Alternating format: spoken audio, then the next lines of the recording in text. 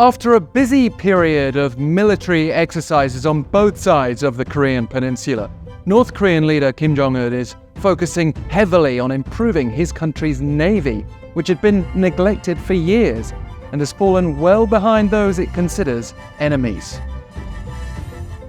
But is the North now struggling to catch up? And did its supposedly successful missile testing over the weekend actually suggest further difficulties? With a fair bit to unpack here, let's start with the leader's recent movements and language. North Korean state media reported Sunday that leader Kim Jong-un had inspected both an important shipbuilding manufacturing facility and a major munitions factory. 경의하는 김정은 동지께서는 북중기계연합기업소는 나라의 선박공업 발전과 우리 해군 무력을 강화하는 데서 누구도 대신할 수 없는 중임을 맡고 있다고 하시면서 He reportedly stressed their roles in bolstering the nation's military capability, emphasizing the need for modernization and the development of the North's shipbuilding industry, as well as highlighting the importance of the munitions factory in bolstering up the armed forces. Speaking of which, Kim's wording was also curious. He said that the North's armed forces should be referred to in the order of Navy, Army, and Air Force, when the Navy would normally come after the Army. But also remember that late last month, Kim warned in a Navy Day speech that nearby waters had become unstable with the danger of a nuclear war, blaming the United States and its more frantic naval drills with its allies, who include South Korea. And the leader declared the North's Navy would become a component of the state nuclear deterrence. But how realistic is that, you might ask?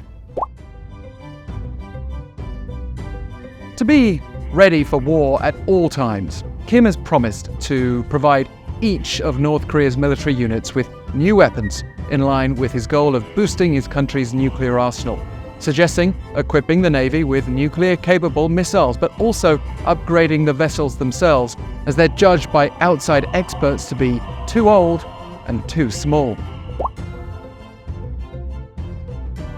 Not that the North is so weak at sea that it poses no threat. It only takes the threat of one nuclear strike to deter enemies, and North Korea has been developing its submarine-launched ballistic missile capabilities, while earlier this year it also tested an underwater drone that could potentially carry a nuclear warhead. On the surface side, North Korea has also been recently test-firing missiles from its most modern warship, an Amnok-class corvette, demonstrated to leader Kim Jong-un last month during an inspection. And now the North's again been busy launching missiles.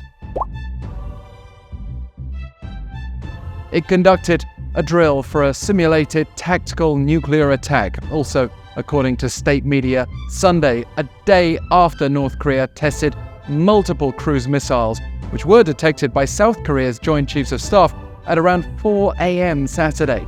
The North's account explained that a dawn firing drill was conducted to warn the enemies of the actual nuclear war danger, adding that 2 long-range strategic cruise missiles tipped with mock nuclear warheads were fired. North Korea claimed the nuclear strike mission was held successfully, although the South Korean militaries expressed skepticism because the North only showed the flight and mid-air explosion of one of the missiles. Normally, when a weapon test is successful, its state media heavily publicizes related information to show off its national defense capabilities to the outside world. But it may have been hiding a failure this time. That might, however, just drive Pyongyang to carry out more provocations, especially as North Korea approaches the 75th anniversary of the regime's establishment on September 9.